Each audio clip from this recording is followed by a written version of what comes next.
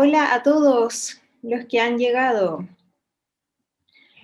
La idea de la revisión de la prueba es hacer una co-construcción, ¿no es cierto?, de la pauta de respuestas. No es que nosotros les vamos a leer un apartado, sino que para que sea un aprendizaje, la idea es discutir, ¿ya? Así que los que quieran pueden prender su cámara, pero también vamos a necesitar de muchos micrófonos para que puedan ir comentando, ¿ya?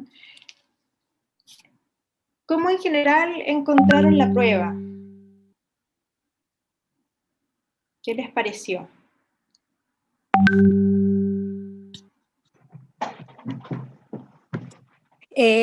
A mí me gustó harto, ¿Daniela? porque sentí que no solamente era materia, sí, sino que también evaluaban como la puesta en práctica y muy desde la atención primaria y desde lo que vamos a tener que hacer como médicos y médicas generales. Así que eso. Muy bien, ya, sí, esa era la principal idea y el objetivo de la prueba, que supieran los contenidos, los objetivos más básicos para que puedan enfrentarse en su quehacer como médicos. En cuanto a la dificultad, al formato, ¿qué les pareció? Yo la encontré muy adecuada a los contenidos pasados, a los textos, a las clases. Así que bien, positiva la evaluación. Ya, muy bien. Entonces aquí Ignacio dice aterrizada también, acorde a los logros de aprendizaje, a la resolutividad de APS. Perfecto. Entonces vamos a ir revisando pregunta por pregunta. En la primera, usted está a cargo de la sala de maternidad, escucha a una madre quejarse del comportamiento de su bebé recién nacido, decide entonces evaluar la interacción de esta díada. Y nombre 4 indicadores de la interacción materno-neonatal que deben considerar. Vayan nombrando entre todos. A ver, Benjamín. Tonalidad afectiva. Ajá, bien. Contingente. Bien. Sensibilidad. Bien. Y congruencia. Bien. Sincrónica. Exactamente, muy bien. ¿Qué más? ¿Qué otras cosas tenían que como fijarse específicamente? Porque ¿cómo ustedes evalúan que una interacción es contingente, por ejemplo? En el fondo que, por ejemplo, si el niño llora, la mamá haga algo al respecto, como las necesidades del niño, ¿sí? Una acción acorde a la necesidad. Exacto. Entonces, por ejemplo, podrían ver también cómo reacciona la madre frente al llanto del niño. ¿Qué más? Contacto visual. Bien. Cómo toma el niño un brazo, cómo la amamanta, cómo el contacto piel con piel, la gestualidad del niño y de la madre, la tonalidad en la que le habla, las cosas que les dice. Muy bien, muy bien. ¿Con qué actitud lo cambia de ropa o lo muda, si es que está estresada, si es que es violenta, si es que todo eso? Muy bien, muy bien. Doctora, ¿sí? También podríamos haber propuesto si, por ejemplo, si el embarazo fue deseado. También esto. Sí, en el fondo también, porque el embarazo deseado igual va a implicar un antecedente importante para la vinculación, ¿ya? Y también otras cosas a nivel de historia, cómo es el grado de aceptación materna en torno al género del bebé, cómo acepta su apariencia física, cómo acepta también la conducta. Ya en este caso, ustedes habían escuchado que la mamá se quejaba del comportamiento de su bebé recién nacido. Ahí había un dato, ¿no?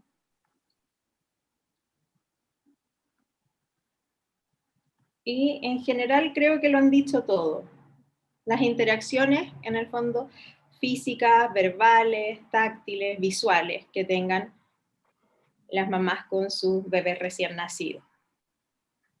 Ok, y nombrando 4 de todo eso, ustedes tenían el puntaje completo.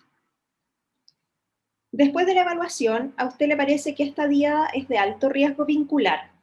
¿Qué conducta deberían seguir?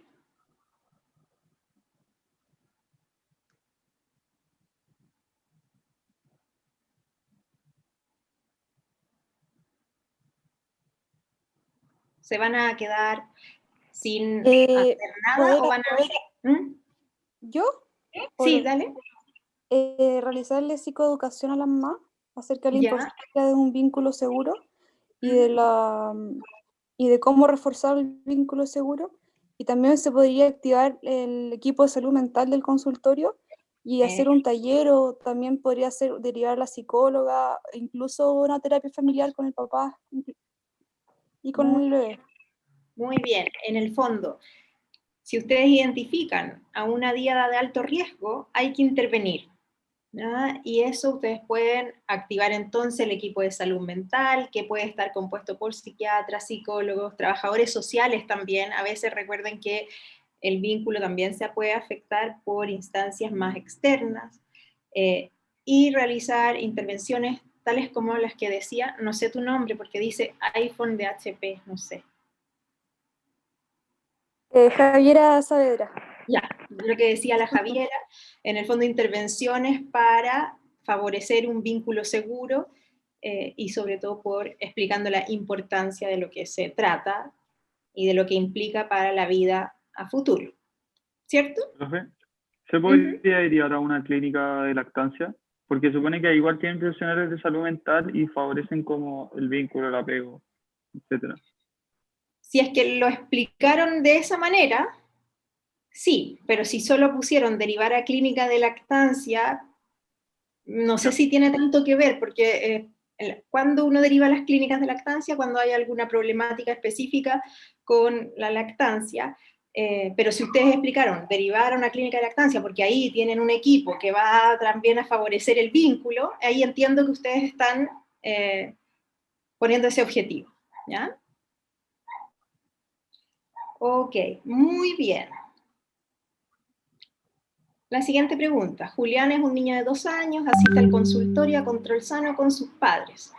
Durante la evaluación, usted sospecha que Julián puede tener un trastorno del espectro autista. Nombre 3 indicadores en la historia clínica y 3 indicadores en la observación directa que le permitirían tener esta sospecha. Y ahí había millones de dónde elegir, así que pueden ir contando algunos.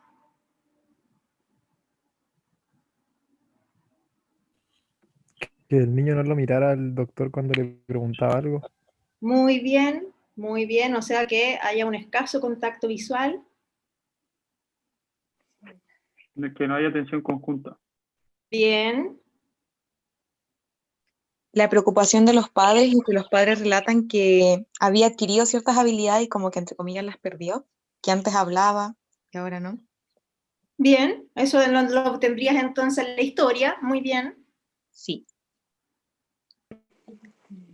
Que no simula juegos. Que no simula juegos, ¿a qué te refieres con eso? Como que, por ejemplo, si está con autos, no hace como que los autos están andando. No sé explicarlo. Ya, perfecto, perfecto. Tiene- O sea, que tuviera escaso juego simbólico. Sí. Chuta, Es- pero no lo puse así. ¿Ah?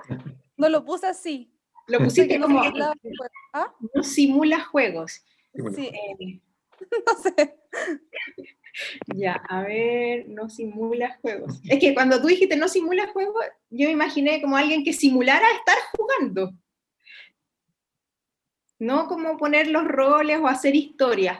Y solo pusiste esa frase. Sí. Ya, no sé. Voy a escribirla por si acaso, espérate. No simula juegos, ya. Ok. No sé si se entiende bien, ahora que tú cuando te pregunté, tú lo sabes, pero no sé si se entiende bien la idea. No sé, Juan Enrique, ahí qué te parece a ti. Se subentiende, se subentiende. ¿Tú crees que se subentiende? Ya. Sí, sí, es juego simbólico, ¿no es cierto? Eso. Pero Ya. está bien la idea, sí, se entiende. Ya. Continúen, chicos. ¿Ah? Bien, estereotipias. Gracias, Ignacio. Hipersensibilidad a los sonidos. Bien, Hipertractividad. bien, muy bien. Yo le puse que Bien. Que girara en círculo en la consulta. Por ejemplo, ya que estuviera como muy permanentemente girando en círculo, ya. Profe, ¿cómo podríamos ver la rutina estricta si tiene 2 años? ¿Se manifiesta bien o...? Por ejemplo, niños que fueran súper apegados a una rutina, porque en general los niños preescolares tienen sus rutinas para dormir, etcétera, pero si pasa algo con esa rutina, un niño que tiene un desarrollo más bien normal, no va a tener una reacción intensa frente al cambio de esa rutina, por ejemplo. Y en cambio los niños que tienen un trastorno del espectro autista tienden a tener reacciones muy intensas cuando se les cambia algo, o se notan muy complicados o sufren mucho cuando hay algún cambio, ¿no? Son las Perfecto. formas de vivir las rutinas, porque en general, tienes razón, los niños preescolares en general tienen rutinas, pero la adherencia como más bien inflexible a estas rutinas es la que caracteriza a los niños con trastorno del espectro autista. Perfecto, gracias. De nada. ¿Qué más? Quedan como 705 indicadores. Ya, y ahí, ¿cómo lo podrías ver? Porque tiene 2 años. Que juegue todo el rato con el mismo juguete en la consulta. Claro, o en la historia, Benjamín, ¿qué podría ser? Que es lo mismo, como que en la casa tenga fijación por algo en particular. Uh-huh. Sí, por ejemplo. También que no apunte con el dedo. Bien, bien, que no indique, bien. Que no responda a su nombre. Bien, Eduardo. Que No no tenga haga llanto diferenciado. contacto visual. Perdón, hubo sobreposición, no escuché a ninguno de los dos. Ups, que no haga contacto visual. No sé si ya lo dijeron. Sí, lo dijeron, pero está bien, que no haga contacto visual. Bien, ¿quién más? Que no tenga llanto diferenciado. ¿Ya? ¿Cómo sería eso? Lo que nos hablan de que la mamá después de un tiempo es como capaz de saber si es que un llanto significa cambio de pañal, o que el llanto significa hambre, o que el llanto significa sueño. ¿Ya? Ok. ¿Y eso como, ¿Eso va o no? como en la historia que no haya tenido antes? O sea, sí, bueno, la verdad es que al parecer parece que no, pero bueno, sí, me imaginaba que en la historia, que la mamá Ya, ese que como que no le entendía el llanto. ya, perfecto. Que no responda a su nombre cuando lo llaman. Muy bien.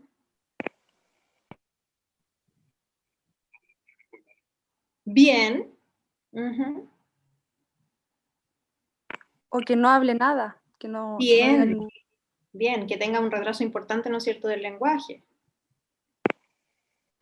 Doctora, En la historia, ¿quiere, por ejemplo, haber mencionado trastornos psiquiátricos en la familia como antecedentes, o estos del embarazo, de la lactancia, como tóxicos, cosas así? Además, en la historia clínica. perdona, te escuché súper bajito. Algo dijiste de la historia clínica. Sí, sirve mencionar, por ejemplo, antecedentes de trastornos psiquiátricos en la familia, o algunos hechos del embarazo, de la lactancia, como tóxicos, factores psicosociales, esas cosas como antecedentes de la historia clínica. Claro, tendrían que ser antecedentes que vayan dirigidos hacia esta sospecha. Porque, claro, trastornos psiquiátricos en general, es más importante si es que tú tienes, por ejemplo, en la familia, antecedentes de trastorno del espectro autista. Y ahí sí, eso va bien asociado. ¿Ah? Pero si tienes y nombras antecedentes psiquiátricos familiares, pero esto puede ser una depresión, eso no va a estar tan relacionado con esto. O sea, dije que había que recordar que 1/3 se debía a las causas genéticas, o sea, como antecedentes. ¿Ya? O sea, claro, o sea, en lo particular habría que ver exactamente cómo respondiste, pero en general, un indicador en la historia va a ser si hay algún antecedente, por ejemplo, de algún trastorno del espectro autista en la familia, o la edad de los padres, ¿no es cierto? Habíamos hablado de que los padres, mientras que tienen más edad, tienen un mayor riesgo. ¿Ya? Ok. Que no tenga interés en compartir el juego. Bien, bien. Ahora, que más allá, no solo del juego, sino que no tenga interés en compartir en general, que no tenga interés en interactuar. ¿Ah? Como En la clase también, ay, perdón. Que en la clase también habían mencionado el uso atípico de objetos. Sí. ¿Cómo qué sería eso? A ver, un ejemplo. Es que no sé, en un niño de 2 años, como qué ejemplo dar.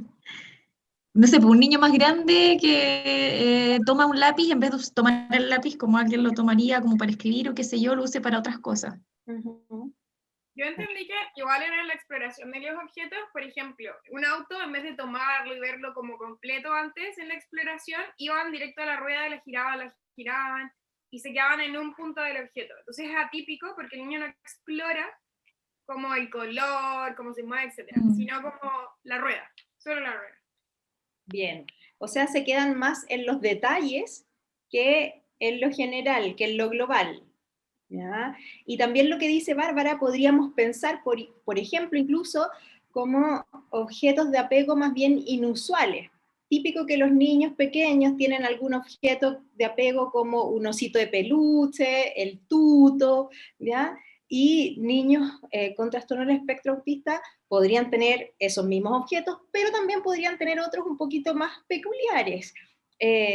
Había un paciente de una colega que tenía su objeto de apego que era una piedra, ¿ya? Y andaba con una piedra para todos lados.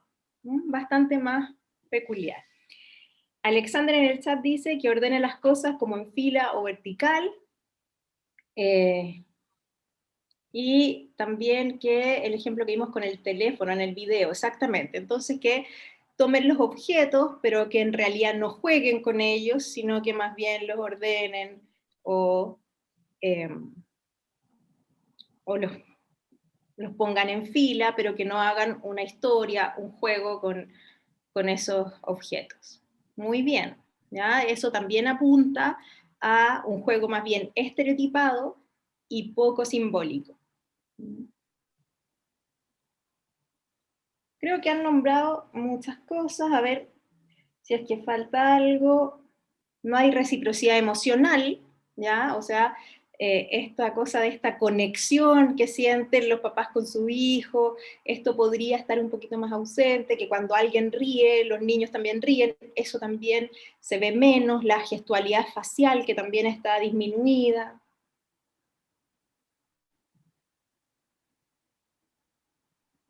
Ausencia de gestos como saludar o despedirse. En la historia que haya tenido una sonrisa social tardía, y lo que ya habíamos hablado con las rutinas, la resistencia también a los cambios. Sí, pueden haber muchas más, ¿sí? Yo me había quedado con una duda, pero como conceptual de las clases, en cuanto a la hiper o hiposensorialidad, como cómo yo espero ver eso. No logro entender.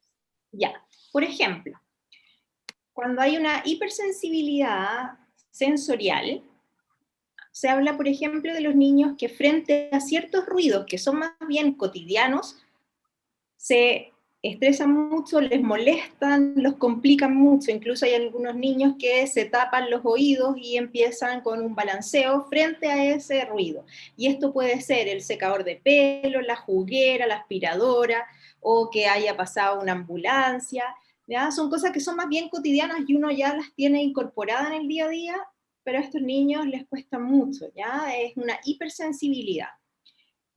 Eso, y lo otro, como más la hiposensibilidad, por ejemplo, estos niños se ha visto que pueden tener un umbral del dolor muy alto. Entonces, cuando se caen, se pegan, pudiera ser que cualquier niño en esa circunstancia se pusiera a llorar, pidiera ayuda de los papás, y estos niños a veces pasa como que si no les hubiera pasado nada, se pegan, tienen la tremenda herida y no les pasó nada, ¿ya? Como que no tuvieran o este umbral de dolor está muy alto, entonces hay una especie de hiposensibilidad. No sé si eso contesta a tu pregunta, Celeste. Gracias, profe. De nada. Me queda una duda sobre el pragmatismo del lenguaje. O sea, lo podría probar en un niño de 2 años, ¿verdad? Claro, es más difícil, pero en el fondo tiene que ver con cómo uno incorpora también las señales no verbales a este lenguaje a esa edad. Por ejemplo, cuando tú llegas a un lugar, tú saludas, ya eso es parte del pragmatismo del lenguaje, de estar ahí como si alguien te sonríe, probablemente tú también sonríes, vas haciendo como una especie, se va formando una especie de danza en la comunicación, ¿ya? Y el pragmatismo en los niños con trastorno del espectro autista, eso está muy disminuido, ¿ya? Todo lo que es el uso del lenguaje, ¿ya? En niños pequeños es más difícil verlo, porque evidentemente la pragmática del lenguaje se va construyendo hacia adelante, ¿ya? Pero ya con esos primeros indicadores podrías partir. Ya, gracias. ¿Sabes qué otra cosa que podría agregar? Es algo que no está en las clasificaciones, pero lo vemos cuando vemos un niño nuevo, ¿no? Que cuando tiene mucha, más intensa la clínica, que no se miran al espejo. Es una pregunta que siempre le hago a los papás. Si acaso cuando está en el baño, si acaso se mira a sí mismo o a sí misma. Entonces cuando ya son muy, es como un cuadro clínico muy evidente, es una cosa muy sutil, que no se miren. Es como no reconocerse como a sí mismos frente al espejo. Y sencillamente ver como un barrido del espejo, pero sin verse a sí mismo. Esa es una cosa muy sutil que usted no la encontrará en ninguna clasificación, pero es un hecho clínico interesante. La otra cosa que a veces es posible de ver, por ejemplo, los niños que se apegan, ya hablamos de la rutina, pero por ejemplo que les guste ver un video 20, 30, 50, 100 veces y no se aburren. O de repente pongan atención a una publicidad de televisión más que un programa como tal, ¿ya? O una comida, o un color, eventualmente a ciertos aromas, ¿no? Como una cosa, comillas, obsesiva, ¿no? Ok. ¿Y cuál sería la conducta más adecuada a seguir? ¿Y cómo lo abordaría con los padres? ¿Qué les diría? Profe, Ah, sí, Daniela. me entró una duda con lo que había dicho recién el profesor. Es que eso de los videos, verlos muchas veces, a cierta edad igual es normal, ¿o no? Sí. Es para más grandes, que es raro, ¿o no? En Ya. general. Y en el fondo, o sea, en el fondo, en un diagnóstico tardío uno lo podría ver así. Uh-huh. Sí, lo que pasa es que, a ver, tiene varios componentes tu pregunta. Voy a partir por lo primero. En general, los niños preescolares necesitan ver muchas veces, por ejemplo, una película, porque en las primeras veces que ven las películas no alcanzan a poder analizar o absorber todo lo que está pasando. Entonces, con la segunda vez le van agregando cosas, la tercera también, y finalmente, después de verla muchas veces, entonces pueden entender bien la película, ¿ya? Esa es una parte. Ahora, lo otro tiene que ver con que cuando uno hace un diagnóstico, tiene que unir todas las cosas, ¿no? Tú no ves un solo factor, o sea, no con que un niño vea la película muchas veces, eso te va a hacer un diagnóstico.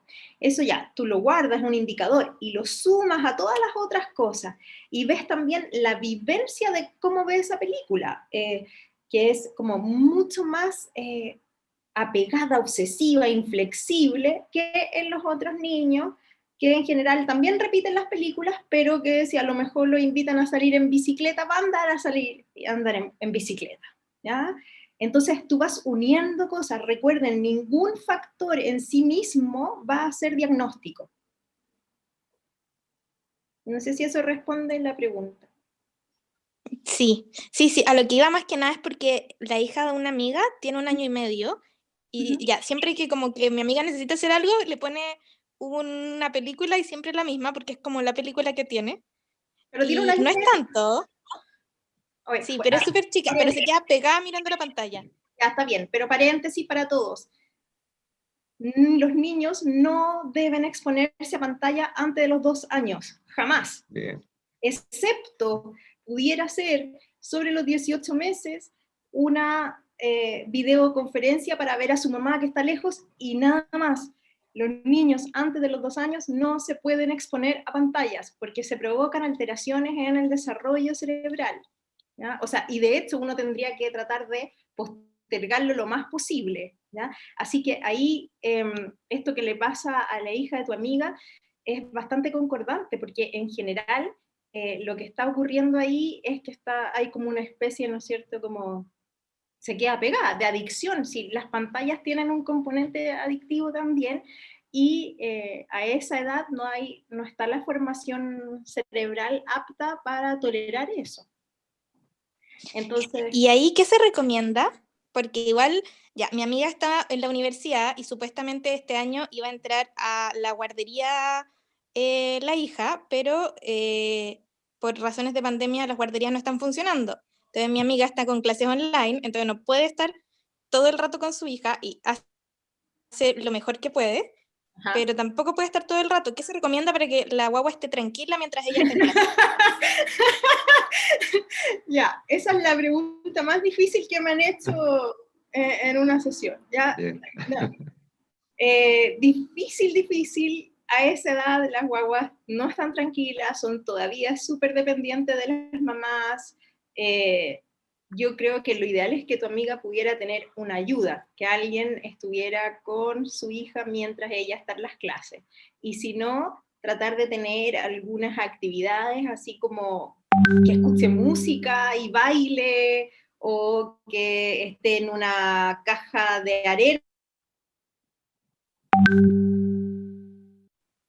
Cosas más manuales y que pueda manejar, pero lo que me preguntas es súper difícil.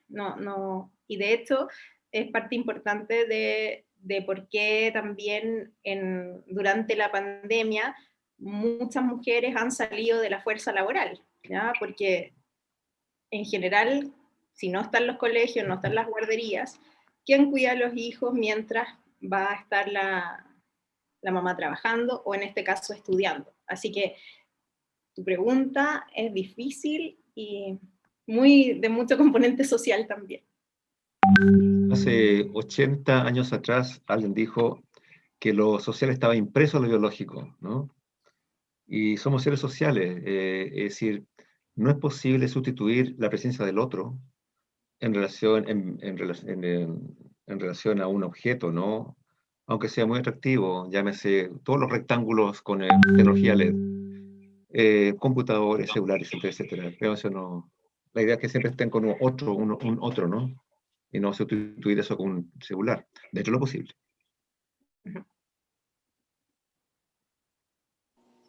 Gracias. De nada. Se pasaron. Literalmente de nada. Pobre amiga. Sí, está bien, ya. Pero ojo con eso de los 2 años, ¿ya? Bueno, ¿y quién va a contestar la pregunta de la conducta más adecuada a seguir con estos padres?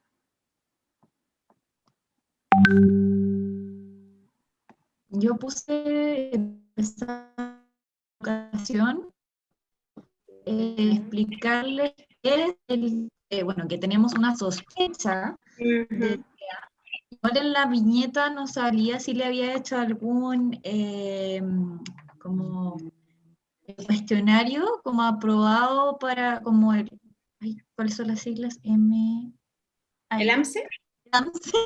El AMSE, para como fundar más mi sospecha, explicarles lo que es un trastorno de la conducta social y que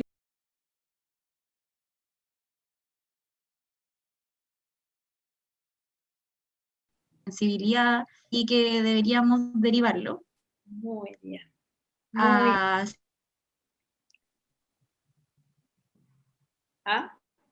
Nacional. Ahí se cortó un poco.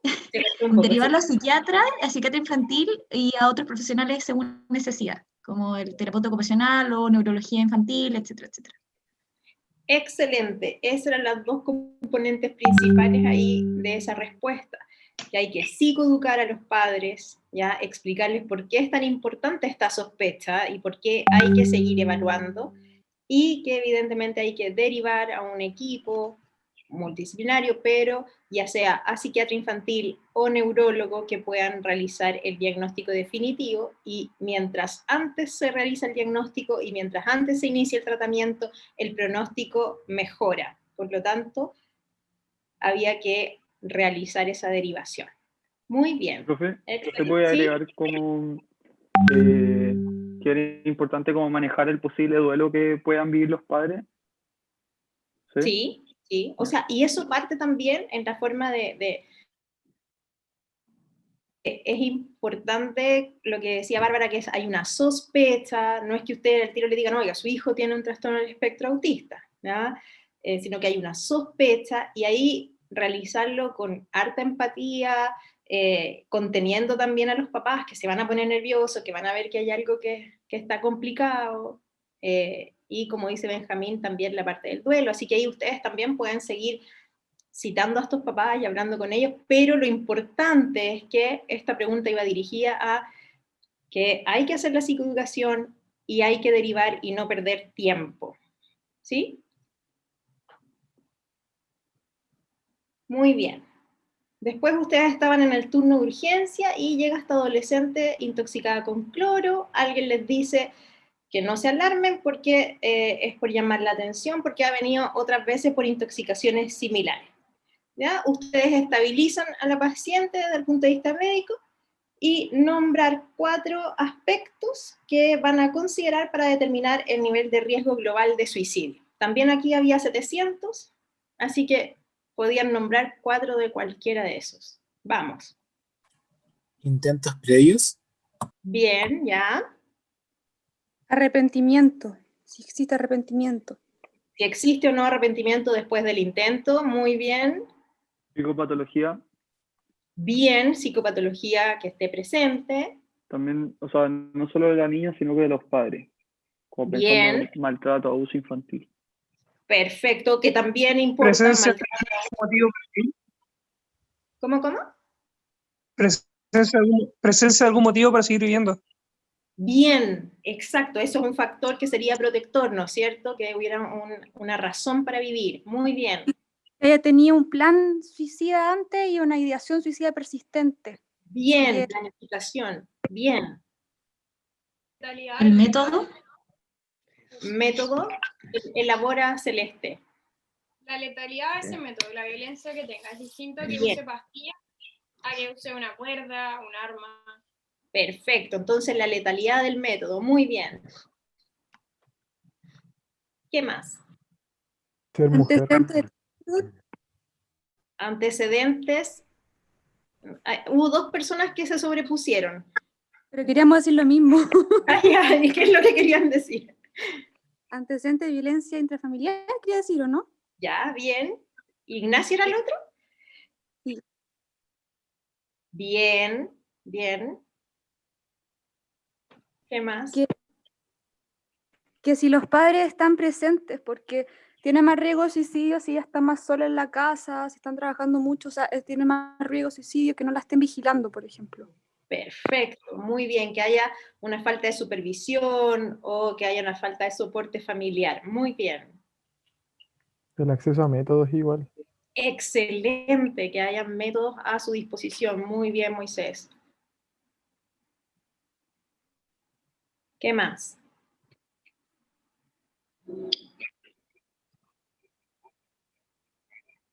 Bien, sí, muy bien, Ignacio. A pesar de que no estén los apuntes y todo, pero hay un estrés importante dependiendo de cómo el entorno social y familiar directo esté apoyando a ese adolescente o no. ¿Ah? Sí, bien. ¿Qué más? También cómo habían enfrentado los intentos previos de suicidio. ¿En qué sentido?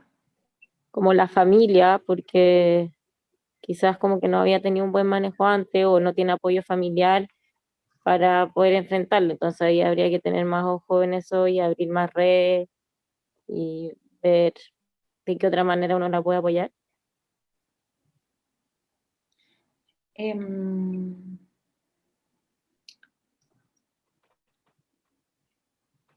Claro, es que ahí en el fondo sí, igual importa cómo tomaron los intentos previos, pero también importa cómo está la familia ahora. Eso es más importante, porque si incluso antes hubieran tenido un súper buen enfrentamiento de los intentos previos y ahora la familia no está con un buen soporte, no está, igual es un factor de riesgo más importante.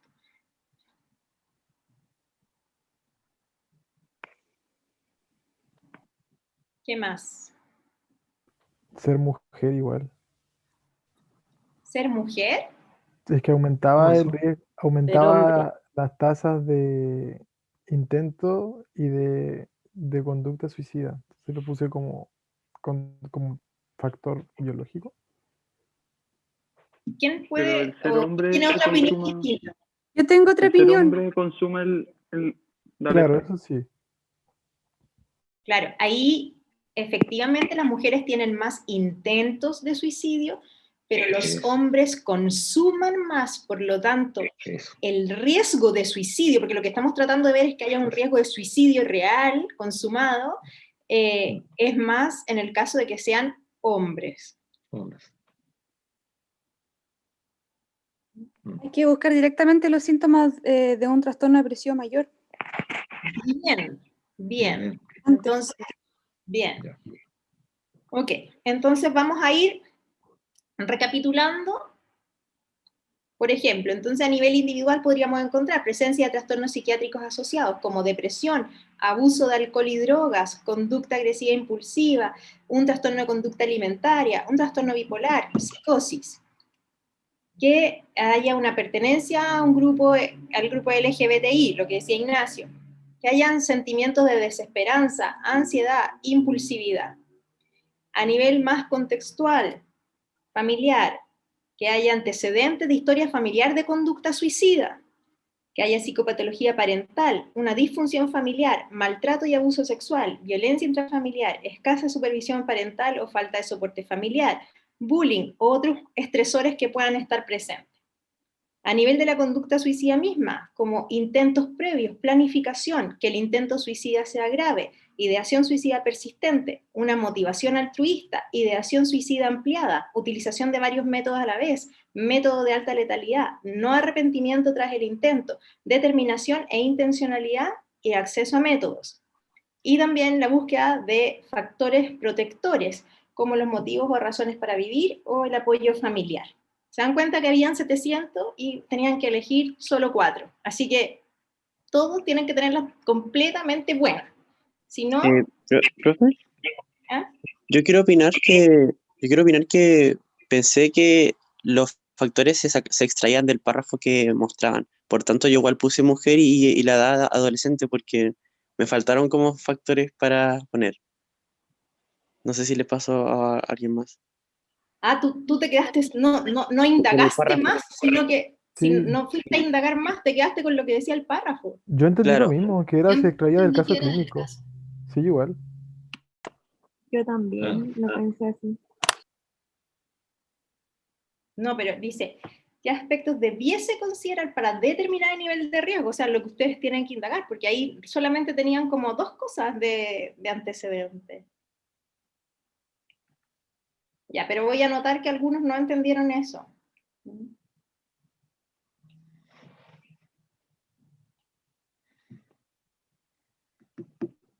Gracias. De nada. Déjenme anotar eso.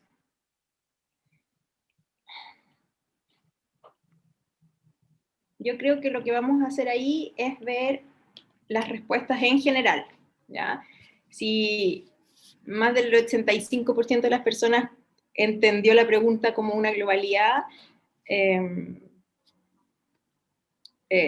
claro, pero si muchas personas no entendieron la pregunta, quiere decir que la pregunta no se entendía. Y ahí sí que lo vamos a ver, ¿no? Ok, y entonces después de evaluar, ustedes dicen que esta adolescente tiene un riesgo alto de suicidio. ¿Cuál es la conducta más adecuada a seguir? Le puse activar una alerta de suicidio y un plan de seguridad, que en este caso incluiría la hospitalización. por ser un intento y repetido. Y además de tener un altísimo riesgo de suicidio consumado. Entonces, hospitalización en UCI con vigilancia 24 horas al día, establecer un plan con la familia y un cuidador que se dedique después del alta a manejar los fármacos del adolescente, a un ambiente seguro, moderar las visitas. Ajá. Muy bien. ¿Alguien además puso algo más? Pero en el fondo este adolescente no se podía ir para la casa, ¿ya? Eso era lo importante, porque hay un alto riesgo de suicidio. Había que también hacer una interconsulta psiquiátrica infantil. Eso es fundamental. Esta paciente debe ser evaluada por psiquiatra, exactamente, ¿ya? Que se va a decidir el manejo, sobre todo lo que tiene que ver con farmacología, si después van a haber intervenciones psicoterapéuticas, etc. ¿Ya? Aquí preguntan en UCI, en donde haya disponibilidad o no. A ver, si ya está estabilizado el punto médico y desde el punto de vista médico no requiere hospitalización en UCI, no es necesario que sea en UCI. Ahora, si en donde están, el hospital, no van a asegurar ninguna forma de tener a la paciente súper controlada, supervisada, etcétera, a menos que sea en UCI, tendría que serlo, pero no lo requiere, ¿ya? Sino que podría ser en otra área hasta que sea evaluada por psiquiatra y probablemente esta paciente se va a ir a un servicio de corta estadía, ¿ya? Para una hospitalización psiquiátrica, ¿ya? Pero había que, ¿no es cierto?, ojalá establecer este encuadre de confidencialidad relativa, proteger siempre a la paciente, solicitar esta evaluación por psiquiatría, hospitalizar y tener el cuidado y protección permanente con la supervisión, ¿ya? Muy bien. Y también que también se podrían activar las redes, como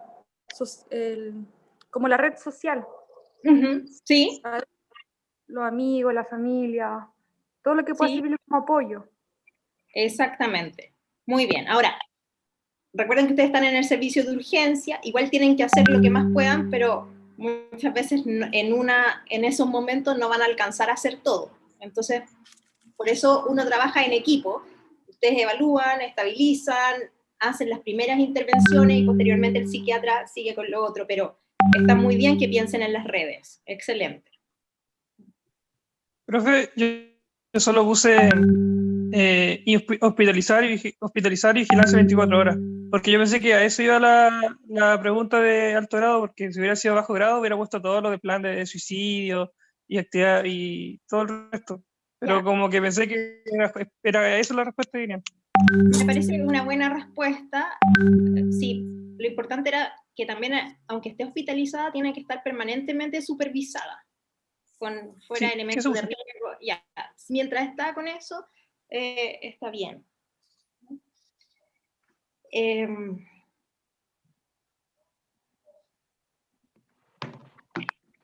Y considerando, porque nos quedan 2 minutos para la clase, Juan Enrique, ¿nos perdonas? Ya. Considerar el comentario, no se preocupe, es solo por llamar la atención. ¿Qué harían con el personal de salud de su turno?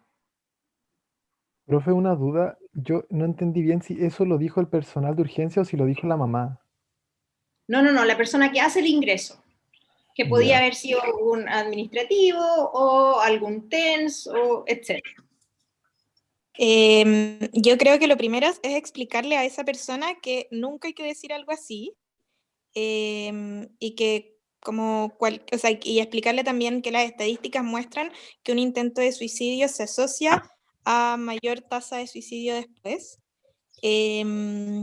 y entender que probablemente no solamente esa persona tenga visiones erradas, entonces quizás intentar hacer alguna capacitación para los funcionarios y funcionarias del centro de salud, entendiendo que además muchas veces son la primera como acogida que van a tener estas personas, y también no solamente quizás como de intentos de suicidio, sino que de distintas psicopatologías y también de víctimas de violencia o de abuso sexual y cosas así, entonces en general se ha visto que hay una gran revictimización.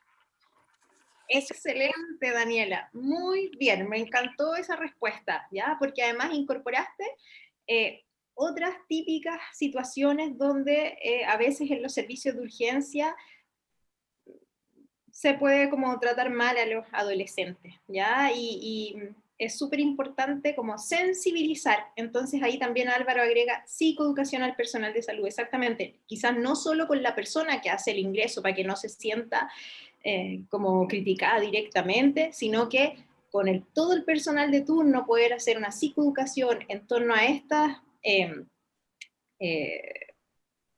acción en específico, como que tiene que ver con los intentos de suicidio, pero también lo que decía Daniela, que me encantó, de poder incorporar otras psicopatologías donde habitualmente también se produce como este prejuicio contra las víctimas y ahí también trabajarlo, ¿ya?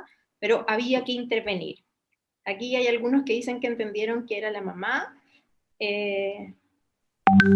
Ya. Ok. Eso me había pasado, que entendí que era la mamá, entonces psicoeduqué a la mamá y no al personal. Ya, oigan, Me pasó lo lean bien mismo. las preguntas, voy a anotar, pero lean bien las preguntas, Yo ¿ya? también psicoeduqué a la mamá. Porque más encima dice, ¿qué intervenciones realizaría con el personal de su turno? Entonces, ¿por qué psicoeducan a la mamá si la pregunta es clarita? Yo Entendimos que tiene que todo ver el el personal personal, ahí. Sí, yo no entendí que todo todo el el médico personal tiene que psicoeducaba a la psicoeducar mamá. a la mamá. Ups. Ah, no, pero ahí ya no. Sí, yo No, le porque- puse eso. no, sí, no. No, yo creo que ahí guatearon, ¿ah? Guatearon. Voy a anotar aquí, guatearon. No, eso es guateo máximo, ya. Ok. La siguiente pregunta. Usted se encuentra realizando atención a niños en un consultorio de APS. Y viene un niño de 4 años y medio que tiene en su espalda y brazos hematomas, la mamá se complica, dice que el papá es medio brusco, el niño se asusta, se pone a llorar. ¿Qué intervenciones deben realizar?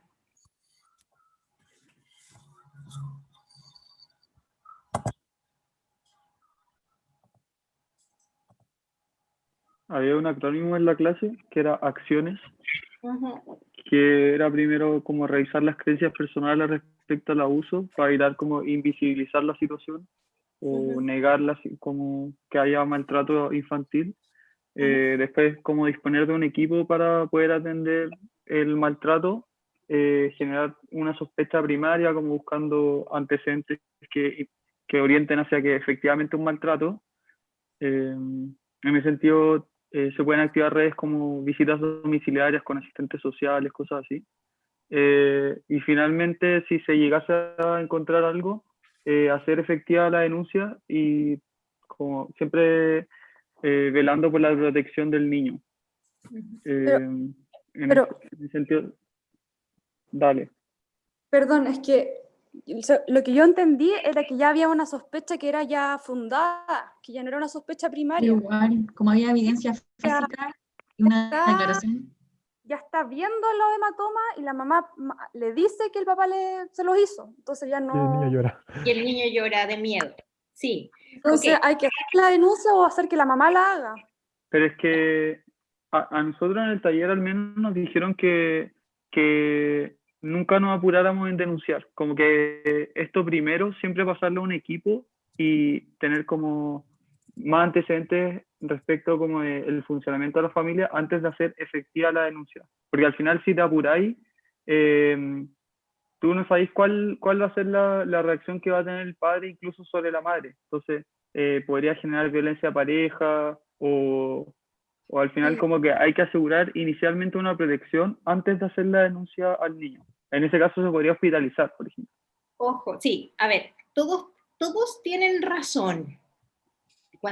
Pero cuando tú tienes un maltrato que es una sospecha solamente, donde además no tienes lesiones y puedes tomarte un tiempo más para explorar, puedes hacerlo, pero en los casos donde ya hay lesiones, donde hay una sospecha fundada, la acción tiene que ser un poquito más rápida, pero eso no quiere decir que lo hagan ustedes solos o que no tomen medidas de protección, ¿ya? O sea, en este caso, ustedes están en un consultorio donde va a haber un equipo, por lo tanto, ustedes también presentan el caso donde el equipo, que hay trabajador social, está el director del consultorio, otros médicos, y toman una decisión. Y para la protección, por ejemplo, se pueden pedir medidas cautelares, por ejemplo, en el juzgado de familia, ¿ya?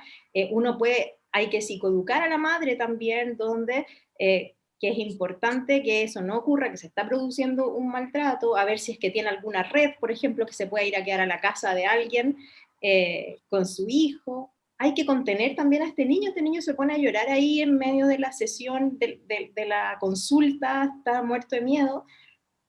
Hay que contener también y validar las emociones de este niño. Y obviamente también se puede derivar al equipo de salud mental, pero hay que activar los dispositivos de violencia intrafamiliar del consultorio, y aquellos que tomaron la decisión de hacer una denuncia también está bien, ya hay hematomas. Eso quiere decir que hay evidencia física de un maltrato que ya es más grave. Profe, ¿Sí? Personalmente voy a tratar de ser escueta porque sé que no queda tanto tiempo, pero yo abarqué como todo el proceso, me quedó súper larga la respuesta, perdón, pero empecé desde ahí. Como en este momento lo primero es contener, crear un espacio de protección, de validación de las emociones, tratar de psicoeducar que eso es maltrato, como entender qué sabe la persona y yo darle mi punto de vista, y desde ahí empezar a sacar información, activar las redes como en un equipo interdisciplinario, y ahí la asistente social y las psicólogas son las que toman como la delantera por sobre el médico, que no es malo, pero que están mucho más como adecuadas, como dijeron en el taller, porque el asistente social activa las redes que son ya más legales, y está la OPD, la Oficina de Protección de Derechos, que va a decir como ya, estos son los procedimientos legales que se hace, esto corresponde a un delito o no, y ahí ven si se va al juzgado como de tribunal de familia o juzgado. Entonces como que yo fui por parte, y me enfoqué más en la contención, y en lo que había que hacer rol médico ahora, rol médico activo mis redes, y me preocupo de trabajar en equipo el caso. Como eso puse yo. No sé si estará bien. Está muy bien. En el fondo, ¿qué es lo que iba esto? Ustedes ven eso, no se van a quedar tranquilos con que hay un padre que es un poquito brusco. Esa es la idea de la pregunta. Ustedes tenían que abrir esto. Recuerden que el maltrato, la violencia, se nutre del secreto. Ustedes tienen que abrir y ver las redes, explorar, seguir, proteger, ¿ya? O sea, si hay este niño, el problema de este niño es que si vuelve a la casa no se ha hecho nada, ¿quién me asegura que después de ese hematoma no haya otra cosa más grave? ¿No? Ese es el punto. Y lo que dice Macarena también es importante, que hay que averiguar si es que hay violencia de pareja, ¿ya? Sí, y yo ahí puse que igual a la mamá, como además de indagar, había que, pese a que dijera algo o no dijera nada, explicarle como las ayudas gubernamentales que existen y que existen hogares de acogida y todas esas cosas, en donde se puede ir con su hijo también y va a estar protegido. Sí, sí. Ahora, yo creo que hay muchas aristas donde uno puede pedir ayuda. Traten siempre de buscar las redes que ellos mismos tienen. Pero obviamente si eso ya no hay, se pueden aplicar las redes más como periféricas, ¿no? Y la última pregunta, ¿qué tipo de pensamiento tiene un niño preescolar con un desarrollo normal? ¿Y cuáles son las características de ese pensamiento? Explíquelas. Bien, Álvaro, preoperacional, exactamente. Tienen un pensamiento preoperacional. ¿Y por qué se caracteriza ese pensamiento? Porque tiene centrismo, Bien. que significa que se pueden enfocar como en una variable a la vez. Bien. Es unidireccional, que en el fondo las cosas ocurren de manera irreversible en un proceso. Tienen este pensamiento animista que le dan como alma o vida a las cosas materiales. También está caracterizado por la heteronorma, pero, o sea, como eso excede como el pensamiento, pero es como el desarrollo moral del niño, y también son muy egocéntricos. Al final desarrollan, o sea, como su interpretación del estado mental de los otros es desde sí. Muy, muy bien. Y acá Álvaro agrega desarrollo evolutivo a través de lo simbólico. Exactamente, el simbolismo ya se va adquiriendo cada vez más. Teoría de la mente, muy bien. Es un pensamiento más bien mágico, ¿no es cierto? Donde las cosas, animista, como decía Benjamín, donde las cosas tienen vida. Por eso cuando un niño se cae, se pega con algo y uno le dice, ¡ay, mesa tonta! ¿Ya? Porque eso lo va a entender, así es su pensamiento. ¿Ya? Excelente, me parece que lo tuvieron todo bueno. Ya. ¿Alguna otra duda? Para que nos vayamos a la clase de personalidad.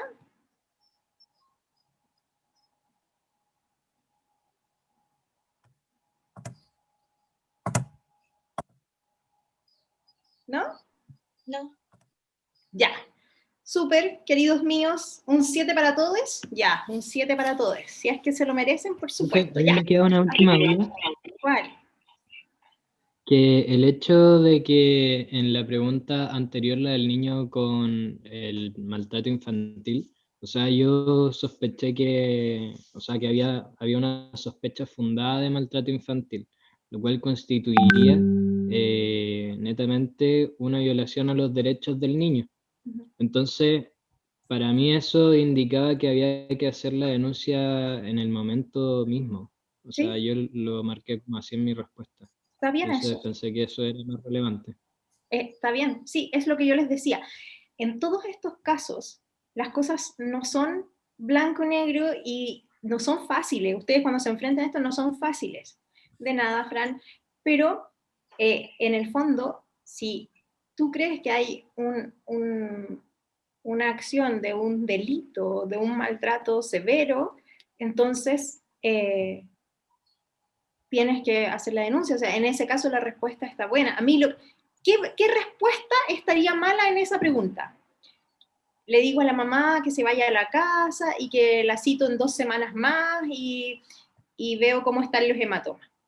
Eso sería una respuesta mala, ¿ya? Aquí tenían que activar redes o hacer denuncia o activar los dispositivos de su consultorio o informar a la OPD o seguir explorando ahí mismo o proteger al niño. Cualquiera de esas acciones salva a ese niño.